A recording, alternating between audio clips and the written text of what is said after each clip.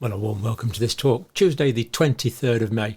Now, it looks like in the United Kingdom we're finally winding down our COVID vaccination programme.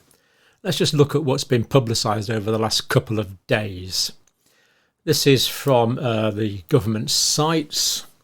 First and second doses of COVID-19 vaccines will end for many 30th of June. Check and book now. Or again, says much the same, I think.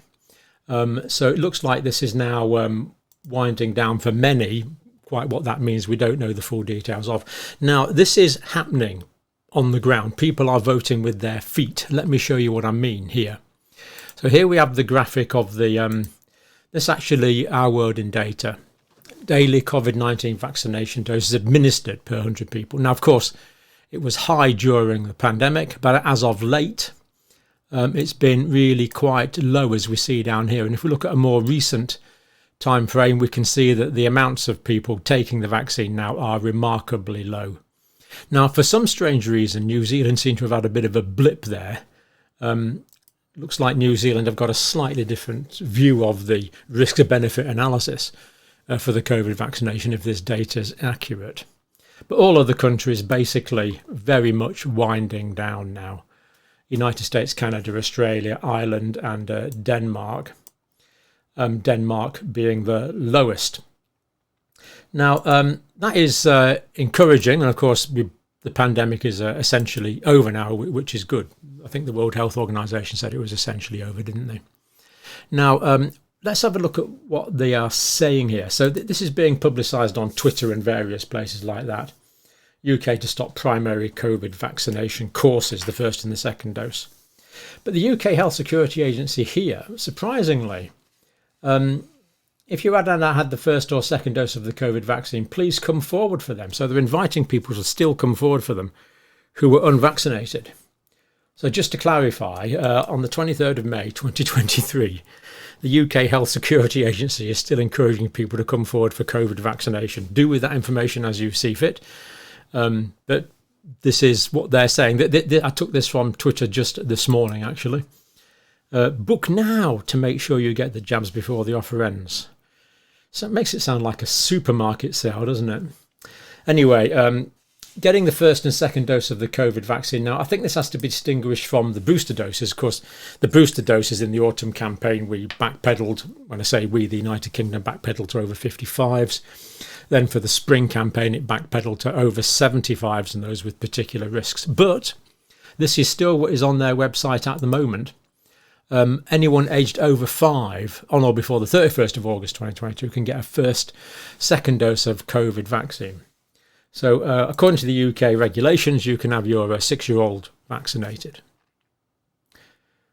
Some might think it's incredible that this is still available. And the situation in the United States is actually is pretty similar as well. I haven't got the CDC one there. I thought, oh no, I've got the CDC one. It's there. This is the CDC one here. Everyone 6 months and older should get a COVID vaccine.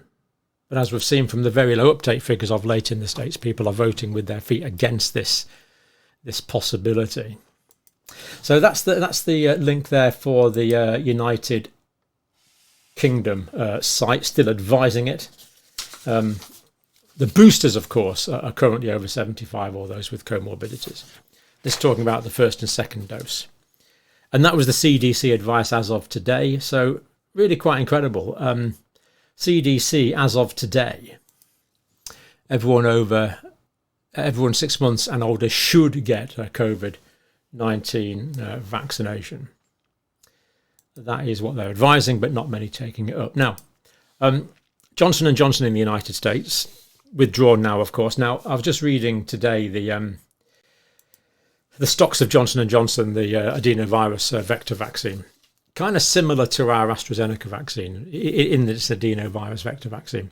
They're saying that the stocks they have now expired, they've no plans to make new ones, and they're going to dispose of all the stock that they have. So that one seems to be completely out now.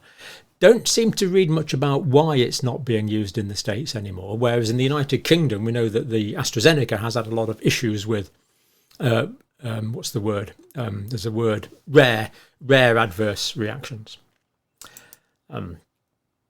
So that's the Johnson & Johnson one, but 19 million people have had more than 31.5 million doses.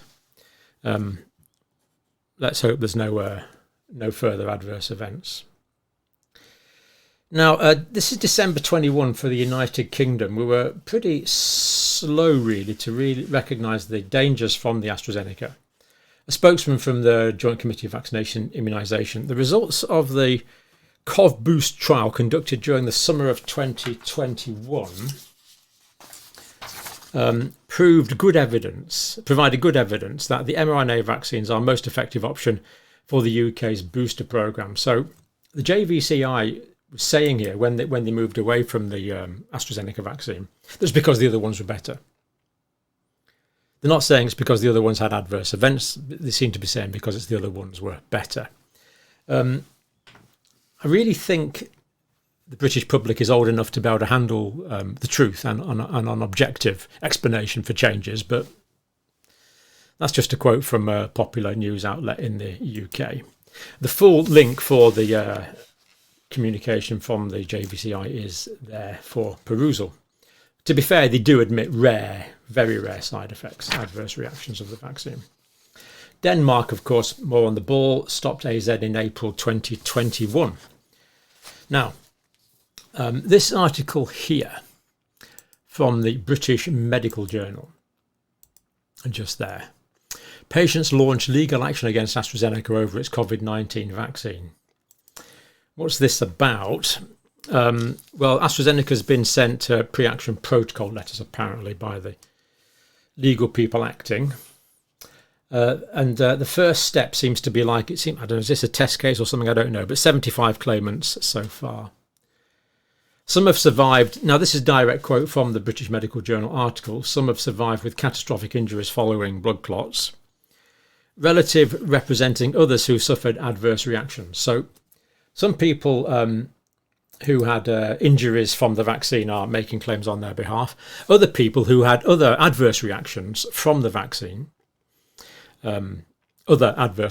serious adverse reactions, are unable to make their own claims. So relatives are making it for them. And I don't think I'm allowed to tell you more than that. The claim is under the Consumer Protection Act. They must show that the vaccine was not as safe as the public were entitled to expect. Now, I would have thought that they could give evidence to that effect. I would have thought so. Of course, there'll be counter-argument. But just as a matter of personal opinion, do you think that the vaccine was as safe as the public were entitled to expect? Let me think about that. Tell me what you think.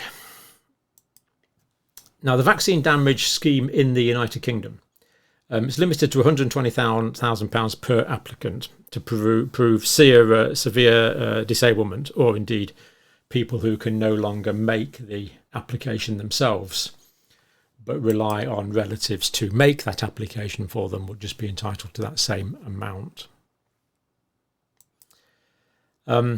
The staff administering this scheme have gone up from 4 to 80, so there's now 80 people administering this scheme in the United Kingdom. Freedom of information requests. Why do things always have to come by freedom of information requests? NHS bursary services, business services by the 6th of March 2023. So it's by the 6th of March 2023. Scheme had received 4,017 claims, 622 concerned AstraZeneca, 348 the Pfizer, 43 the Moderna vaccine.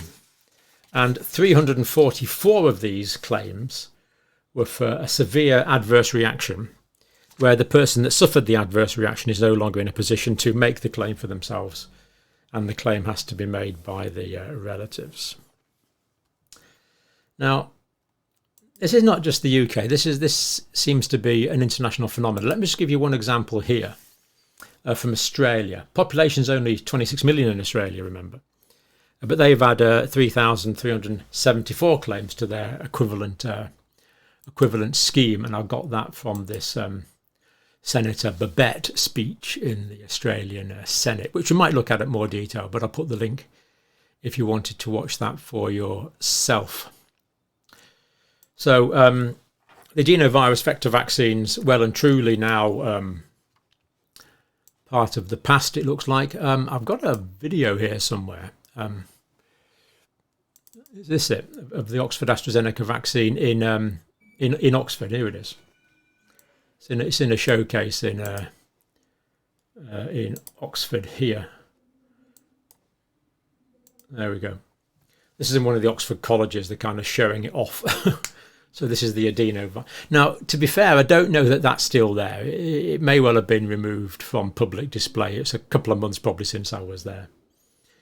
But it's an artistic representation of the... what you're actually looking at here, of course, is the... this is the adenovirus vector with the DNA inside of it that codes for the... So only just a few months ago, or a couple of months back, whenever I was there, they were celebrating this as a major scientific success in one of their museum colleges.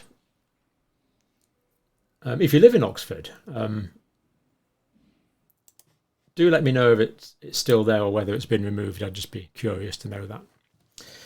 So, first of all, we moved away from the adenovirus vector vaccines to the mRNA vaccines. Now we seem to be downplaying all of those. So hopefully we can look forward to a position in the not too distant future where these vaccines are not required. And already we've seen that people are not taking up the vaccines, or uptake of the vaccines is now really remarkably low. I'll just show you that video again, that clip again, actually, if I can get that. Yeah, there we go. People just aren't taking the vaccine, up anymore.